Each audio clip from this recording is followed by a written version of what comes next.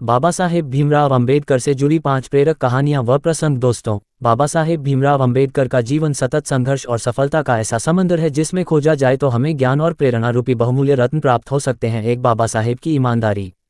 यह आज़ादी के पहले की घटना है। 1943 में बाबा साहेब भीमराव अंबेडकर को वाइसराय काउंसिल में शामिल किया गया और उन्हें श्रम मंत्री बना दिया गया।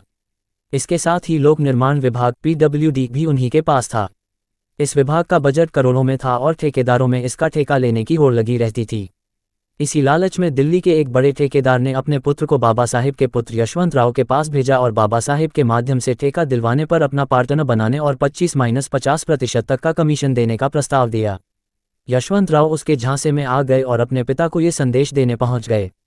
जैसे ही बाबा साहेब ने ये बात सुनी वो आग बबूला हो गए। उन्होंने कहा, रमी परफेक्ट, मैं यहाँ पर केवल समाज के उद्धार का ध्येय को लेकर आया हूँ, अपनी संतान को पालने नहीं आया हूँ। ऐसे लोभ लालच मुझे मेरे ध्येय से डिगा नहीं सकते। और उसी रात यशवंत को भूखे पेट मुंबई वापस भेज दिया। सोर्स: पुस्तक युग पुरुष बाबा साहेब डॉक्टर भीमराव अंबेडकर, 2 बाबा साहेब और लाइब्रेरियन। डॉक्टर अंबेडकर ने अपने जीवन में बहुत से कष्ट सहे लेकिन कभी भी अपनी शिक्षा को प्रभावित नहीं होने दिया। वह हर दिन 14 से 18 घंटे तक अध्ययन किया करते थे। शिक्षा के प्रति उनकी ललक और जी तोड़ मेहनत का ही परिणाम था कि बड़ौदा के शाहू महाराज जी ने उन्हें उच्च शिक्षा के लिए इंग्लैंड भेज दिया था। डॉक्टर BR अंबेडकर प्रेरक प्रसंग व कहानियां। बाबा साहेब को किताबें पढ़ने का बड़ा शौक था। माना जाता है कि उनकी पर्सनल लाइब्रेरी दुनिया की सबसे बड़ी व्यक्तिगत लाइब्रेरी थी जिसमें 50,000 से अधिक पुस्तकें थीं। लंदन प्रवास के दौरान वे रोज एक लाइब्रेरी में जाया करते थे और घंटों पढ़ाई किया करते थे। एक बार वे लंच टाइम में अकेले लाइब्रेरी में बैठे ब्रेड का एक टुकड़ा खा रहे थे कि तभी लाइब्रेरियन ने उन्हें देख लिया और उन्हें डांटने लगा कि कैफेटेरिया में जाने की बजाय वे यहाँ छिपकर खाना खा रहे हैं। लाइब्रेरियन ने उन पर फाइन लगाने और उनकी मेंबरशिप खत्म करने की धमकी दी। तब बाबा साहेब ने क्षमा मांगी और अपने समाज के संघर्ष और इंग्लैंड आने की वजह के बारे में बताया। उन्होंने ये भी बड़ी ईमानदारी से कबूल किया कि कैफेटेरिया में जाकर लंच करने के लिए उनके पास पर्याप्त पैसे नहीं हैं।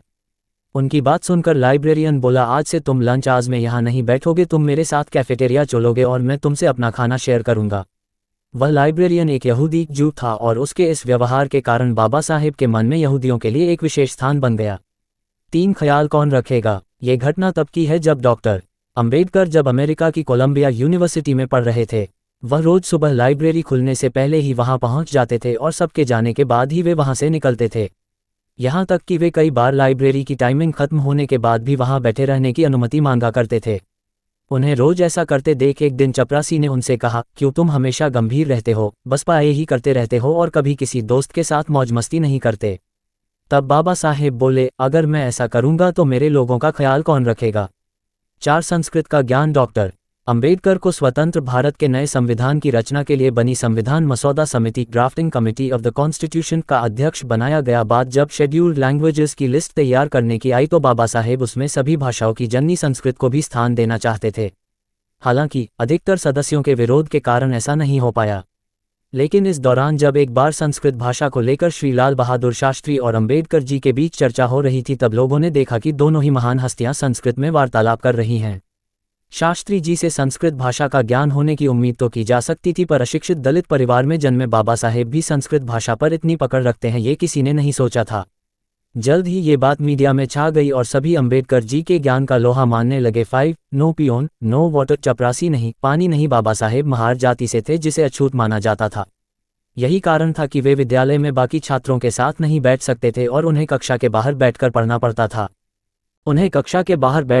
पड़ता था। इसके अलावा उन्हें विद्यालय का नल छूने की भी अनुमति नहीं थी, जबकि बाकी के छात्र जब चाहे तब नल चलाकर पानी पी सकते थे। उन्हें सिर्फ एक ही सूरत में पानी मिल सकता था, जब विद्यालय का चपरासी भी उपस्थित हो। यही वह नहीं होता था तो कोई और भी उन्हें नल चलाकर पानी नहीं देता था। इसी स्थिति को उन्होंने बाद में अपने एक आर्टिकल में एक लाइन में समराइज किया है, सूचना सिर्फ मान्यताओं और जानकारियों पर आधारित है। यहाँ ये बताना जरूरी है कि यह मेरा वीडियो किसी भी तरह की मान्यता जानकारी की पुष्टि नहीं करता है। किसी भी जानकारी या मान्यता को अमल में लाने से पहले संबंधित विशेषज्ञ से सलाह लें। धन्यवाद।